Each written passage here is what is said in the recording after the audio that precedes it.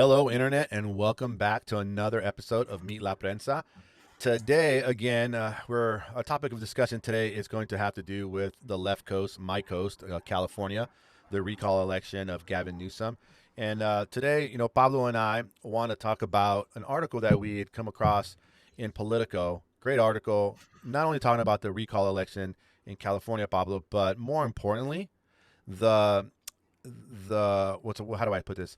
The valuable Latino vote that the Democrats are literally letting go by the wayside by not paying attention. One of the things that stood out in the article, and I wanted to get your thoughts on, is how is it that in a state that is so blue like California, right, my home state, that is 40% Latino, which is crazy, or 40%, Latino, I think that's what it is. They make up 40% of the electorate from the article, that the Democrats are like, they're scrambling to really go out and capture their vote during this, one of the most important recall elections, probably, I think, in California's history. I don't know. I don't think it's a foregone conclusion yet. I think that, first of all, I just want to say, with regards to the article that we're talking about, it's a political article. And one of the reporters that helped write this political article Politico article, is Sabrina Rodriguez, who was promoted to a national politics reporter for Politico. So congratulations, Sabrina. I just want to start out by saying that. And this article is really good. They did a really good job at capturing sort of like what the state of California is. I also want to give a shout out to Jean Guerrero at the Los Angeles Times, who really brought this reporting to the forefront first. Like, it was really her. She's a columnist for the Los Angeles Times, but she's been reporting on this Larry Elder character who has kind of risen from the MAGA backwaters of American politics to actually have a shot at being the governor of California. And I don't know what California Latinos want from politics. I really don't quite understand it. When I was out there, and I'm not from there, I'm not from California. I lived out there for 6 months in 2019. Ivan's actually from California, so he would know better than me. But my take was, one of the things that I found really interesting was that the California Latino would avoid, a lot of California Latinos would avoid speaking Spanish to me. You know what I mean? So I would see somebody like say at the store, their name tag would say like Jorge or Miguel or something like that on it. And I'd be like, hey, buenos dias, man. Can I get some like cold cuts or whatever, some cheese? And they would be like, sorry, man, like, I don't talk that. I don't talk like that. Like, what's wrong with you? Like, don't talk to me like I'm some sort of gardener. And I was just like, what is wrong with you, man? As somebody from the East Coast, like, everybody knows what buenos dias, man, means. You don't have to be like fluent in Spanish to know what buenos dias means. But the thing that they would tell me once I got into it a little bit more with them, they would be like, look, man, there was this governor back in the day named Pete Wilson, and he made my parents afraid to teach me Spanish. So now I'm kind of like self-conscious about it. And so now I'm just like, okay, I don't really get what's going on, because all these California, like politically active Californians on the left, who will be the first people to tell you about how Pete Wilson ruined their lives or whatever, right? They're considering voting for Larry Elder, or at least against Gavin Newsom. So I don't really quite understand what the political preferences of California Latinos are. But then again, I'm one of the people who's surprised by the Latino shift rightward during the 2020 election. You know what I mean? I had a lot better sense that Trump was going to win in 2016, that Trump was going to do this well with Latinos, because I don't really understand what the heck is going on sometimes when you got these candidates that want to do nothing but destroy Latinos, and then all of a sudden you got these Latinos lining up to vote for them, right? I mean, I don't get it. What do we call them? Like, you know what I mean? Like, what is, Ivan, like, maybe you would know better. Maybe you would understand a little bit better. Yeah. It's funny you bring up Pete Wilson. I remember those years. It was really one of those things where during that time, and I believe, if I'm not mistaken, that was like Proposition 187. I mean, it was like just all hands on deck.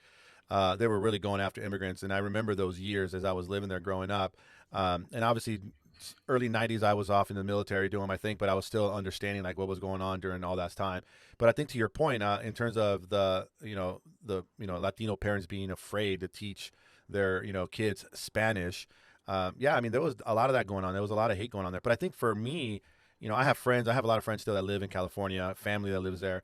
I have some Latino, cousins that live there that, I haven't talked to them, but I'm probably guessing that they're going to vote yes to recall Newsom. And one of my good friends lives out there, and he's actually a small business owner. And we were talking, and I recently spoke with him, and he had mentioned that he also had voted yes to recall. But one of the things I brought up to him especially, is that what really gets me is that people don't understand the process for a recall election in California is much different than a regular election cycle, vote, right? And it was one of those things where I said to him, I go, I get that people might have some, gripes with Newsom. And I think my buddy was really speaking more along the lines that, he's kind of a hypocrite. He went out to that Friends Laundry, had food with a bunch of, donors or whatever, with no mask, as he's telling people to wear masks. And I'm like, dude, you can't judge a person by one decision that he made. And it was an asinine decision on his part, for sure. But It was like, but what about all the other things that he's done for the state and the time that he's been there? It's like, if you don't like him, you got what? You got 2022 around the corner. He's up for re-election. Vote him out then. But don't let someone like you mentioned, a Larry Elders, that has a pretty good chance, bro, of like sliding in there. And the things that are at stake are things that are, obviously that people spoken about. We haven't. They have. I should say we. I say I'm still a Californian at heart, but California has an 88-year-old senator. You think she's going to be around for a lot longer? And Elders comes in. Who do you think he's going to put in there? I mean, I actually asked the senator in question that you're talking about. I asked Dianne Feinstein if the recall was a referendum on California's on Democrats' coronavirus strategy in California. And I asked, she said no, she didn't think that it was a recall on that. And that's all she said. It was just sort of like no, and then she walked on. But I asked Padilla, Senator Alex Padilla, the new guy. I asked him about that too. And, he was a little bit more like, Democrats have done a good job. He actually had like an accomplishments narrative to offer me about what he feels that Democrats have done well in the state. Now, I don't know Governor Newsom. I've never met Governor Newsom. I've never talked to Governor Newsom before, and I'm not a California Latino. But I think that California Latinos risk finding themselves in the same sort of like, political clown show as the Miami Cubans at this point, and just voting against their own interests. You know what I mean? Like, they're noisy, right? Like, there's no doubt that the Miami Cubans are noisy. There's no doubt that the California Latinos are noisy, right? But the question is sort of like, what do they want, right? Like, I've asked a couple of California, like, people who are active, people who we both know, people who are active in California politics. And I've asked them, sort of like, well, what is that you want? And their answer is sort of like, well, let me tell you what we don't want. We don't want to be told what Latino, and it's just sort of like, okay, but hold on a second. Like, what do you want? Like, it's sort of like when you enter a negotiation, right? Yeah. Like, find out what the other side wants. Find what's out the ask. Know what you want, and then find out if there's some common ground there. But to start, right. And the thing that they don't want, when I ask them about like what they don't want, the things that they don't want are so petty to me anyway. You know what I mean? And granted, I'm a Washingtonian, so I like to look for things like that have a dollar sign or a value amount to them. Like, how much are you going to spend on me, and how is the appropriation going to be executed across the plan or the intended purpose, right? Whereas Californian Latinos that I'm talking about are just like, well, we don't want to be talked down to by Governor Newsom anymore. Right. And I'm like, have you heard Larry Elder? Right? Like, are you serious? Like, this is what you're telling me, right? But again, the other day I asked Steny Hoyer, what accounts that in Democratic leadership, Representative Steny Hoyer, I asked him what accounts for the rightward shift of Latino voters, and during the 2020 election. And he goes, well, I don't get what do you mean? Like, didn't you see what Trump did to, And of course I saw what Trump did to him. And I kind of get what you're saying when it's just sort of like, well, yeah, that can't be the answer for everything. I'm not Trump, or I'm not, or I'm not MAGA or whatever, right? But if you're setting yourselves up to empower these people, the MAGA people, right? Because what happens when Larry Elder gets elected and Dianne Feinstein, who's 88 years old, dies, and then Larry Elder gets to choose her replacement, right? Does that mean we're going to have like, Donald Trump Jr.? Senator Donald Trump Jr. because the Trumps have a golf course in Los Angeles? You know what I mean? Yeah. Like, these things, it could happen. I'm telling you, these things could happen. And then the California Latino is going to be like, what? Like, what's the answer that the California Latino is going to have? I know that, like, the nation went through this, like, well, fuck, man, what if we had Hillary Clinton? If only we had voted, if only we had turned out to vote, right, for Hillary Clinton, or if only we had, like, kind of pulled our heads out of our asses. That's what a lot of, like, progressive America was saying when Donald Trump came to power, right? And I feel like that's what a lot of California Latinos are going to be saying if they actually have to experience a Larry Elder administration, because Larry Elder hates Latinos. You know what I mean? Oh, dude. Like, there's no doubt about that at all. Like, I don't think he likes women either, bro. That's the thing, and that's a huge. I think he's pretty much been out there on the record with some of the statements that first off, on just there should be no minimum wage, on women are not as smart to do like economics or some other topics that they're highly qualified to do.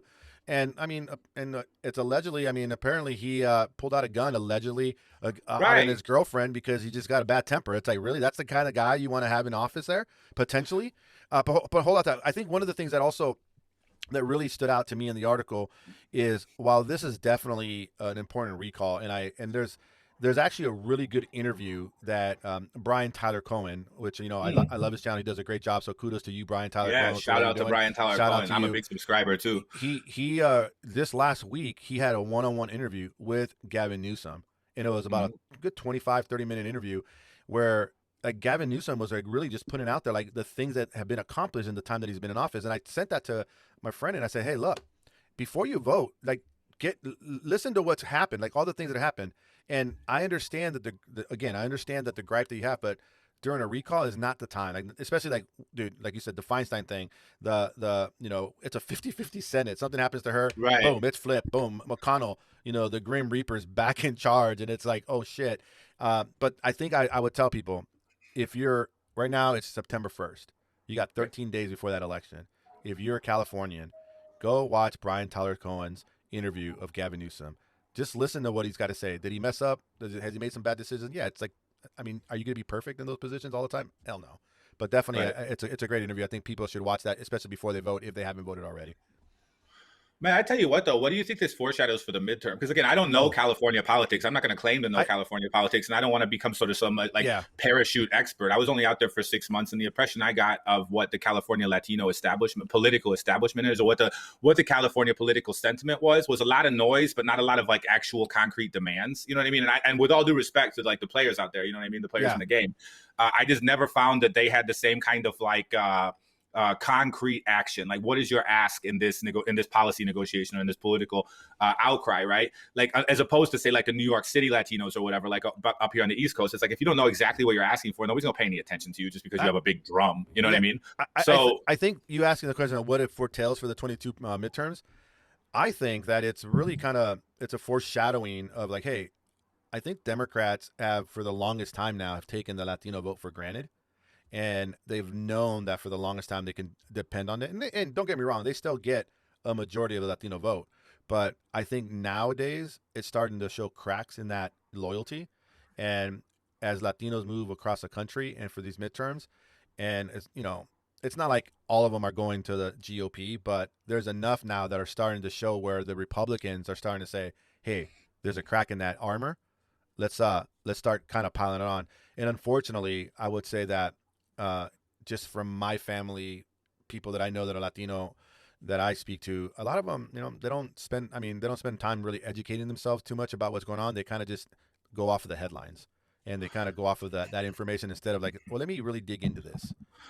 That's a shame too, because like what that indicates, like what that is a precursor of, is that the Latino population is going to be another sort of wave of low information voters, right?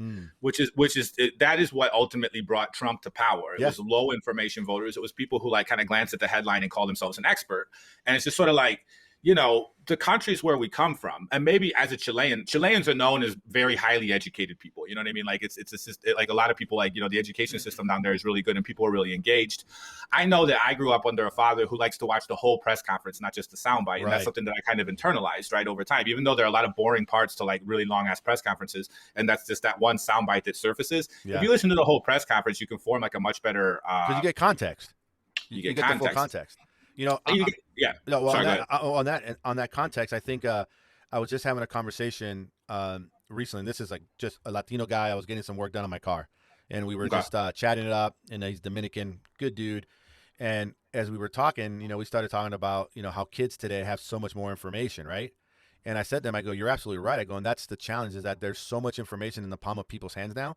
I go, but what the problem is that there's also so much misinformation, and most people aren't taking the time to be like, that doesn't sound right. Let me dig in a little bit more. They just kind of take it at face value. And I think in today's, electorate, voters need to start to really dig in more because of that misinformation. It's easy to make a decision off of headlines, right? Because headlines are basically meant to capture your attention really quick and scare the shit out of you. But when you dig in a little bit more, you realize, wait, that's not even a real site. It's not even a reputable site. Why am I listening to this? But they don't ever do that. I think that's the problem with not only the Latino uneducated voter, but I think also a lot of like, poor whites and, poor blacks and, just like the uneducated folks that don't take the time to get out there. I think they just get kind of scared in and they're consuming a lot of misinformation. I think that's a big thing. I would push back though a little bit on, and just one thought is that like the rise of the squad in Congress, I find that a lot of people that weren't previously engaged, we talk about poor communities, we talk about poor communities of color. Like I was thinking about specifically Cori Bush's community, Representative Cori Bush, a freshman from St. Louis, Missouri. And I wonder, because as she becomes more and more of an icon in Black politics for like the, very historic work she's doing in Congress, you know what I mean? Like, granted, she's a freshman. It's not like she's passed a million bills. It's not like she's vying for leadership, but she stood out there on the House steps and changed everything, like changed the game for this moratorium, for the eviction moratorium. Now, granted, the Trump Supreme Court knocked it down, right? But she did something that was unprecedented. She had the sand, like the sort of chutzpah, right, to get out there and do it. So I wonder more and more as these icons rise that people can actually relate to. Like, it's just like, well, you know, Cori Bush, I mean, she's been evicted. She lived in her car and she's not afraid to sit out there on the house steps for days at a time to like get the job done. You know what I mean? I wonder if that's going to impact, like, you know, if there is a point of relativity between the people who are really suffering, the millions of Americans right now who face evictions, right? Yeah. There are millions of Americans. If you think about it, it's like, it's going to be three waves. You got the eviction moratorium being lifted. Mm-hmm. Then you got the enhanced unemployment benefits drying up. Then you got the fucking student loan payments, eviction, the student loan payment moratorium that will also be lifted, right? And they're all coming in at once. Like they're all coming like back to back. And at every point along the way, you're going to find people who reach this maximum point of desperation where they get evicted, or their kids get taken away from them, or their wages get garnished and stuff like that, and they lose their job, right? And at every point along the way, this system that we've created in the United States is going to result in more and more people of color feeling like the intense pressure, the intense economic pressure, the intense economic crises of the COVID era, of like the pandemic era. So to take it back full circle, back to California, right? Maybe that's why it's playing out the way it is. I feel like at some level, when you reach a point of such utter desperation, you either get involved politically, like you latch on to like a Cori Bush or an AOC, like people are in the Midwest and people are on the East Coast. We don't have a Cori Bush. We don't have an AOC on the West Coast. No, there is none of that in California. But I was talking to Representative Jimmy Gomez from Los Angeles at the Cori Bush protest the other day, right? And he was telling me about how he had come up as labor organizer and all these other things, you know what I mean? And he had told me about how he considers himself a member of the squad. And this is actually an essay I'm writing for Latino Rebels right now about how the squad is growing in Congress, right? But Jimmy Gomez, the congressman, is telling me, he's just like, you know what I mean? I came up as like a labor organizer. I consider myself a part of the squad. I'm here to do the work with these women of color who have started the work at, you know, the AOCs, the Ayanna Presleys, the Ilhan Omars, the Cori Bushes of the world, the Rashida Tlaibs of the world, right? So maybe there is a move to create like a new generation of political influencer, if you will, because that's what I think of the squad. They're not quite a caucus. They're more like an influencer group, right? That's a good way to look at it. It definitely, and especially in the age of social media, because they all know how to leverage social media really well. Oof.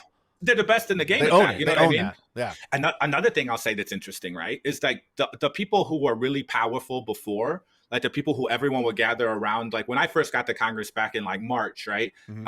Everybody wanted to talk to like certain members of Congress. I won't say who because like, you know, it's a big nebulous thing, and every publication has their priorities. I think sometimes I'm too hard on like on the competition, but at the time, the squad, like the AOCs of the world, could basically like wander right through Congress, and no one was really talking to them too much. But now that, you know, now that we've gotten through the summer, now that all these things have happened, now that there are a lot of crises that poor people are facing that are bubbling up in Washington, right? When the squad goes to vote, when they go into House votes, right? And then they come out, 20 reporters crowd around them. And I'm talking not just AOC, I'm talking Ilhan Omar too. I'm talking Cori Bush, right? They get the same kind of like, you know, sort of scrum, if you will, that Hakeem Jeffries and some of these members of the House leadership used to get, right? Now these people, the press attention is going to the squad because people realize it's just like America wants to know what these women, mostly women, have to say, what these mostly women members of Congress have to say, mostly like young first term or second term members of Congress have to say. So Jimmy Gomez, who I think is a fourth term congressman now, I think he came in 2014. He is joining this movement in essence. So I'm not saying that Jimmy Gomez is going to be the AOC of the West Coast because I'm not from the West Coast. I legit struggle to understand what the political preferences of the California Latino are, right? I think I have a lot more sense of. Maybe we should reach out to him, get him on the show and ask him, hey, are you going to be the AOC of the West Coast? Because the West Coast needs one. I mean, there is definitely a void there, apparently, because right now, Gavin Newsom has no real super surrogate that's stepping up for him, right? Like right now, people are like, well, we need to get Kamala Harris out there to campaign for him. And I'm thinking to myself, Kamala Harris came in fourth in the state of California for her own presidential campaign. Why would you? I mean, I would want to stay away from her, you know, all due respect. I would want to stay away from her in this particular recall because she was unpopular in host state. But, you know, to his credit, like, and perhaps to his benefit, Bernie Sanders is out there right now. Bernie Sanders was the man during the Latinos love Bernie Sanders. That's the thing. What that article called him? Theo Bernie. Theo Bernie. Yeah, Theo Bernie. Well, and let's talk real quick, because I know we're going long. But there's the guy who was Bernie Sanders' like biggest Latino consultant, right, in the political consultant world. This guy named Chuck Rocha, right? Okay.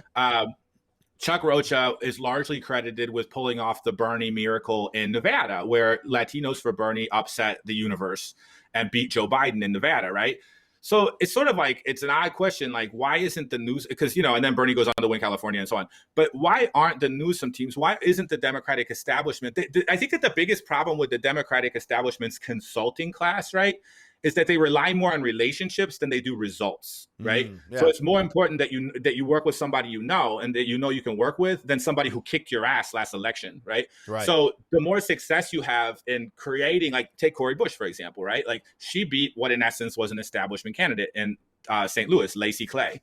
And so the people who helped Cori Bush do that, in my humble opinion, should be in the highest demand moving toward the midterm. It's like, you want people who win, these people won. And they not only won, they won a very unlikely race. So a race that the pollsters completely missed. But instead, it's sort of like, well, let's just keep giving the same pollsters who keep giving us the same bad information that when we keep running campaigns into the ground based on this bad information, you know, that seems to be the move. Like it's, and I don't know if this is something that'll change after Pelosi steps down after this term, Nancy Pelosi, House Speaker Nancy Pelosi. But it seems to me like the biggest problem that the Democrats face, not just amongst the Latinos, Latino voters, but just in general, right, is to rely on your relationships when it comes to electioneering, as opposed to people who have like relationships over results. You should always rely on results. The people who won, the people who win should be the people leading the charge, the people who you paid the most attention to, not just the people who you know the best. Well, I'll tell you what, on that point on Pelosi, I don't know if she's going to be stepping down more so than she's going to be kicked out if as things are going in the midterms. I mean, the Republicans might pick up the seat and they might be like, hey, you don't have to step down. We're just taking over.